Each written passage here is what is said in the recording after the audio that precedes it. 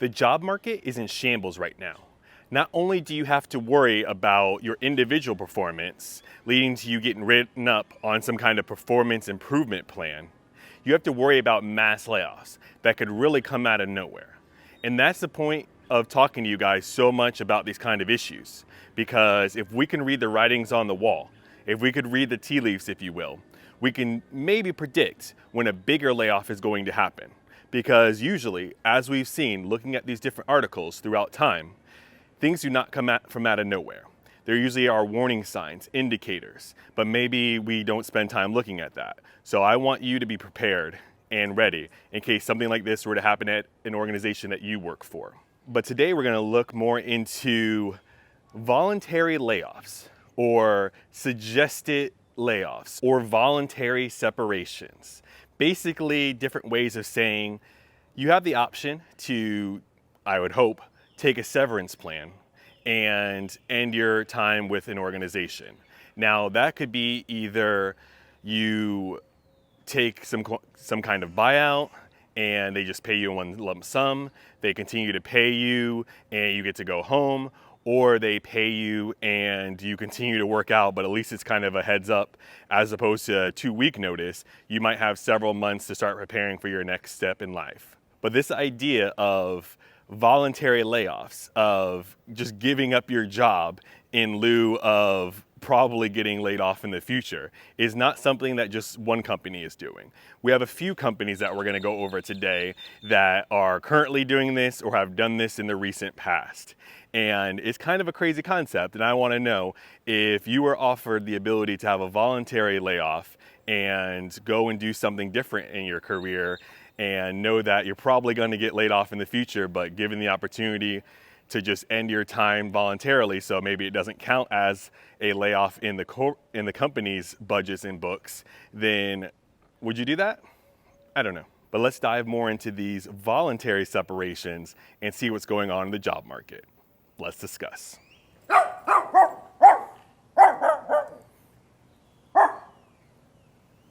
The first article of today is from CNBC. And as always, the things I talk about are linked in the description below.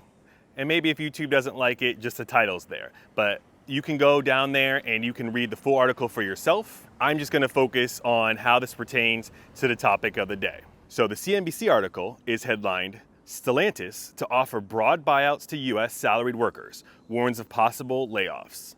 So this is the most recent news that we've had around Stellantis, but I got some other companies as well coming up in a little bit. This article is from Detroit. Automaker Stellantis plans to once again reduce its US employee headcount through a broad voluntary buyout as the company attempts to reduce costs and boost profits. In an email to employees Tuesday morning, the company said it would offer a voluntary separation program to non-union US employees as a vice president level and below in certain functions. The company, which reported disappointing first half results last week, said that if not enough employees participate in the buyout, involuntary termination would follow. The message said eligible employees will be sent an email in mid-August with instructions on how to access their individual offers. Stellantis confirmed the buyout program, which was first reported by Automotive News early Tuesday afternoon. As Stellantis continues to address inflationary pressures and, importantly, provide consumers with affordable vehicles at the highest quality, we remain focused on taking the necessary actions to reduce our costs to protect the long-term sustainability of the company, the company said in an email statement. Stellantis CEO Carlos Tavares has been on a cost-cutting mission since the company was formed through a merger between Fiat Chrysler and France's PSA Group in January 2021. It's part of his Dare Forward 2030 plan to increase profits and double revenue to 300 billion euros by 2030. The cost-saving measures have included reshaping the company's supply chain and operations, as well as previous headcount reductions. With our commitment to executing our Dare Forward 2030 strategy, we must continue to adapt by streamlining operations and finding efficiencies that will enhance our competitiveness to ensure our future sustainability and growth, the company said in an email Tuesday, which was viewed and verified by CNBC. Several Stellantis executives previously described the earlier cuts to CNBC as difficult but effective. Others, who spoke on the condition of anonymity due to potential repercussions, described them as grueling to the point of excessiveness. Tavares last week pushed back on the claim that the company's massive cost-cutting efforts had increased problems. When you don't deliver for any reason, you may want to use a scapegoat. Budget cut is an easy one. It's wrong, Tavares said.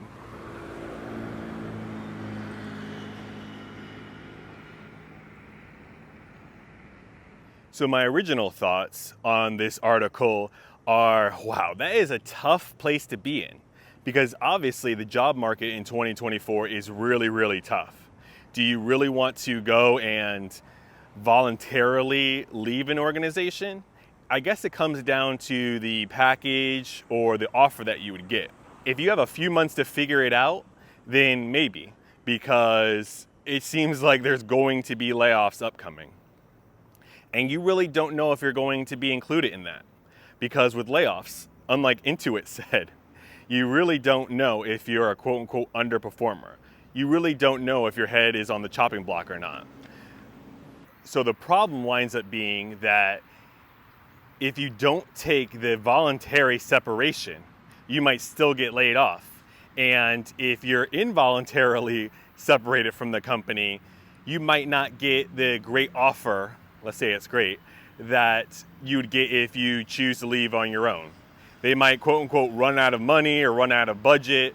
So you might think, hey, it's better to have a job than to not have one. But if they're gonna pay you for a couple of months, maybe even continue to pay your insurance, I don't really know the fine details, but it might be in your best interest, unfortunately, to take the voluntary separation. But that is a really tough decision. Let's read on. Stellantis has reduced headcount by 15.5%, or roughly 47,500 employees, between December 2019 and the end of 2023, according to public filings. Additional job cuts this year, involving thousands of plant workers in the US and Italy, have drawn the ire of unions in both countries. The automaker last conducted a voluntary buyout program in November, offering the deals to roughly half of its US white-collar employees. Wow, yeah. And this is like what we talk about.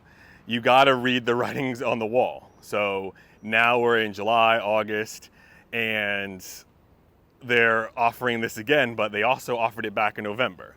So a lot of these things, just don't come out of nowhere. Automakers have been attempting to lower costs and boost profits and cash reserves to pay for new technologies, such as all-electric vehicles.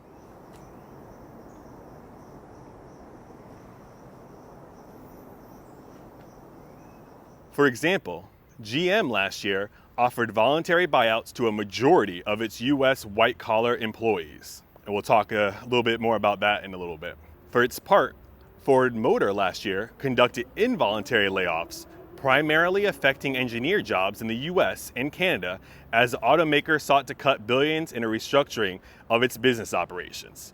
So yeah, you'd rather be presented with a voluntary separation where at least you might get severance and a nice buyout, as opposed to just getting laid off, like showing up one day and you can't access your computer, you can't swipe in to your office space. So yeah, given the two options, you definitely would choose that. So speaking of GM, this is an article from CNN Business, and it's back in March 2023. But this is just to show you that this involuntary separation idea is certainly nothing new. The headline is, GM employees are strongly encouraged to consider its voluntary separation program. So they don't even use the word firing or layoff, they say voluntary separation, like it's supposed to sound much better. And it says General Motors, in January, said it would save $2 billion without planning any layoffs. But on Thursday, it said it was looking for workers to leave voluntarily. In a regulatory filing, the automaker said it was looking to save costs through attrition and a voluntary separation program in which eligible employees would get a lump sum payment and offer severance based on how long they worked at the company. The buyouts would cost the company $1.5 billion before taxes this year. The voluntary separation program will be offered to all U.S. salaried employees with at least 5 years of service and global executives that have been with the company for the last 2 years, the AGM spokesperson told CNN. In a statement, the company said that employees are strongly encouraged to consider the program. By permanently bringing down structured cost, we can improve vehicle profitability and remain nimble in an increasingly competitive market, a GM spokesperson said in a statement. The news follows the elimination of hundreds of salaried workers' jobs earlier this month, so earlier in 2023. A person familiar with the plans told CNN that those job cuts would affect a few hundred white-collar employees globally. GM has 167,000 employees globally, with 124,000 in North America. That includes more than 42,000 members of the United Auto Workers Union.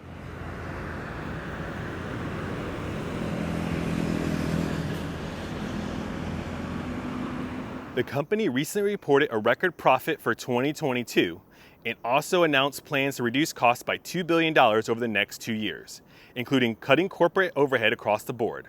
But at that time, CEO Mary Barra told investors, "I do want to be clear, though, we're not planning layoffs. We are limiting our hiring to only the most strategically important roles and will use attrition to manage overall headcount." That's another thing to consider that we just went over, the fact that you may not even be eligible for a voluntary separation. So you may have to be at a company for a year, 2 years, maybe 5 years. So in that case, I guess you wouldn't be offered, but if you see layoffs happening around you, that is when you absolutely kick into full gear the ability to find a new job. But yeah, I've definitely worked at places where people have been looking forward to the ability to go and just get laid off, basically. They know that they're going to get a big severance package. They know that they wouldn't necessarily have to work for maybe 6 months. And, they're either doing the bare minimum or they're just not afraid of getting laid off anymore because they are just waiting around to either things get better or they get a nice severance package. So I guess that's a good place to be, but yeah, you definitely have to have some tenure there. So if you're brand new and you see the company doing layoffs or involuntary separations, even if it's in a different department, there's definitely your sign. So that's what's going on with auto manufacturers, Stellantis and GM and Ford recently. Let's dive into another industry that is doing involuntary separations. So this article is from BW People, and its headline is IBM asks employees to volunteer for layoffs. IBM is reportedly encouraging employees who want to take voluntary redundancy to come forward as the corporation launches another round of worldwide job layoffs.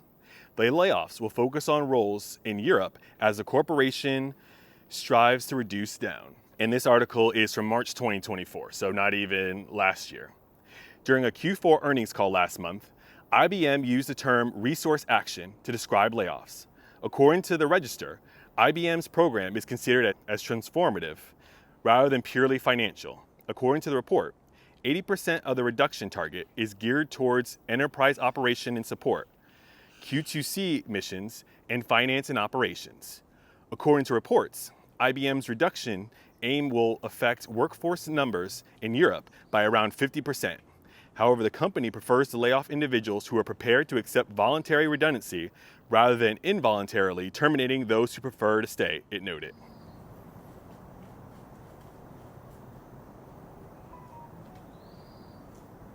So I'm not sure what the big benefit is to the company.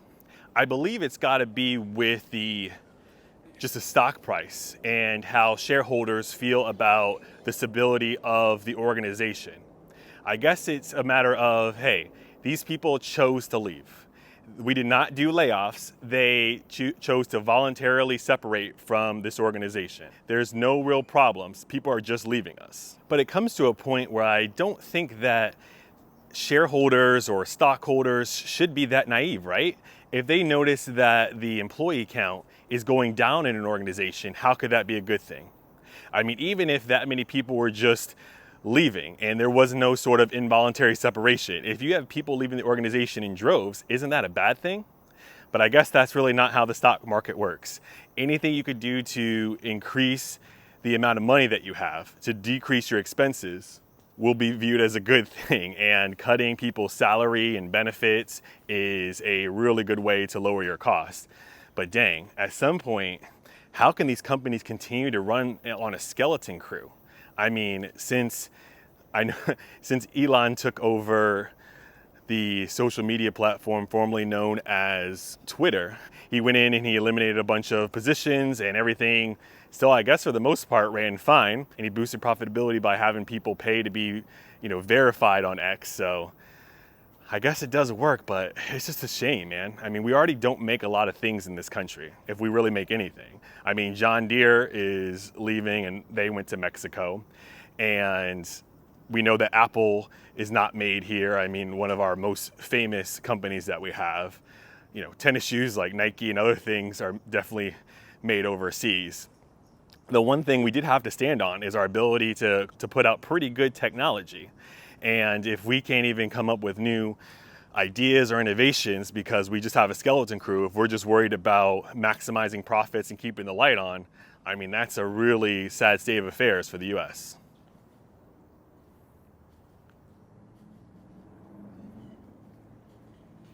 The next article we have is from June of 2024, and it is from Inc.com. And the headline is PwC, so PricewaterhouseCoopers, is doing quiet layoffs. It's a brilliant example of what not to do. By telling employees not to talk about their departure, you ensure that they will talk more than they would if you told them to tell everyone they know. So yeah, it seems that nobody is safe. Even if you are at a big four accounting company, they're doing massive layoffs. And yeah, they're doing various degrees of trying to keep everything under the rug, keep everything hush hush. And all right, so according to this article, according to the headline, PricewaterhouseCoopers is trying to do layoffs without anyone knowing. So that should be interesting. Let's read on. What if you laid someone off, but forbade them from telling anyone? Oh, that's a good word. The Financial Times is reporting that accounting powerhouse PwC is conducting silent layoffs in the UK. They're asking people who take a voluntary severance package to keep the reason for their departure hush hush. PwC is asking laid off employees to keep explanations of their departure limited to the following information. You can notify your coworkers of your departure. You may not mention your severance offer. You may not be derogatory to PwC. The business will review all messages. Then they gave guidelines that everyone will probably recognize, such as the involuntary termination notice in which the person says, "It hasn't been an easy decision for me, and I am really excited about what the future holds. The only thing missing is I'm looking forward to spending more time with my family," right? Like the basic article that you come up with or the basic statement that you release where you can't give any information, just that you no longer work at the organization anymore. And I heard some rumblings about that kind of thing at Ultimate Kronos Group, where not only did they alert people that they were being laid off via FedEx mail, and they were able to go on their computer and not even log into the conference call where they laid people off, just a complete disaster. But yeah, I have heard rumblings that as part of the severance package, you kind of got to keep your lips sealed. You can't really talk about that, which is funny because it was all over Reddit, like the exact emails that they sent out, the conference calls, the information about people getting fired via FedEx. Like, they weren't able to keep any of that hush, no matter how tricky and sneaky the company thought they were. So yeah, definitely don't even go down that path, because if you wrong a bunch of people and you just fire them from out of nowhere, whether you're giving them a severance package or giving them a bonus or whatever you're doing, they're not going to keep their mouth shut because you've wronged them, and they need to let the world know. The article goes on to say, while this may have seemed like a good idea at the time, PricewaterhouseCoopers' quiet layoff approach is a disaster and not the way to conduct a voluntary layoff. I'll break down the problems. Number one, this makes the termination look worse than it is. In the absence of information, people make things up.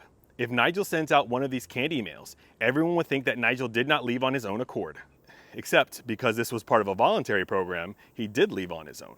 But it doesn't look that way. Why make Nigel look like you forced him out instead of telling the truth, that he volunteered to take a package and leave?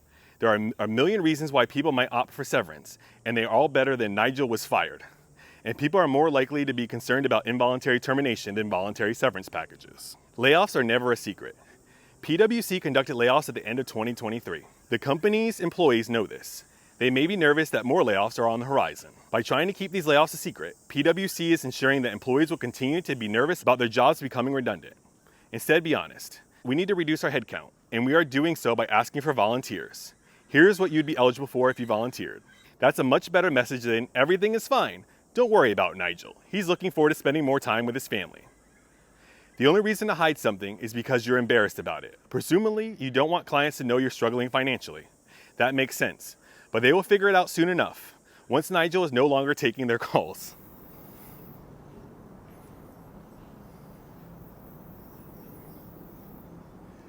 Secret voluntary layoffs defeat the purpose.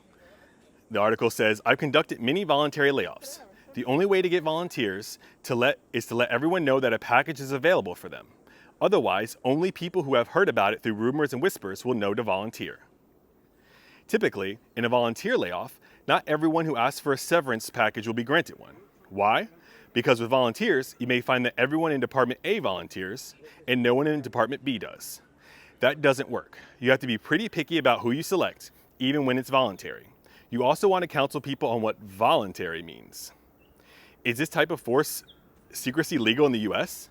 This is PricewaterhouseCoopers in the UK, and obviously they operate under different laws than we do here in the US. But in case you're thinking about following this bad example, I asked employment attorney John Hyman for advice. He said the request would seem to fall under the umbrella of protected concerted activity that the NLRB would take issue with. That said, the National Labor Relations Act does not apply to supervisors, definitely as one with the authority to make personnel decisions using independent judgment.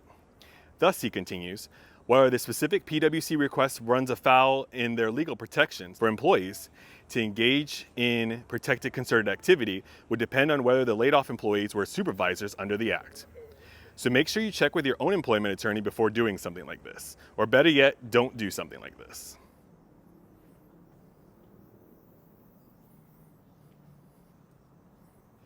So obviously some of these examples were from the international units of some of these companies. But these are still companies that we've all heard of.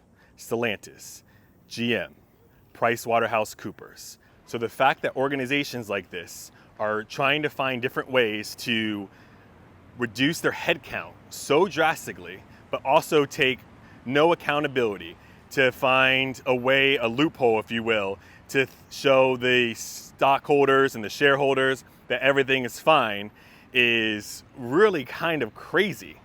And like I say, I want to deliver you with good news. I want to find organizations that are hiring right now in 2024, that are growing at an alarming rate.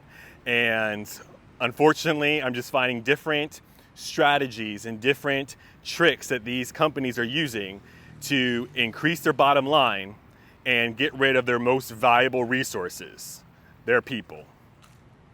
Talk to you later.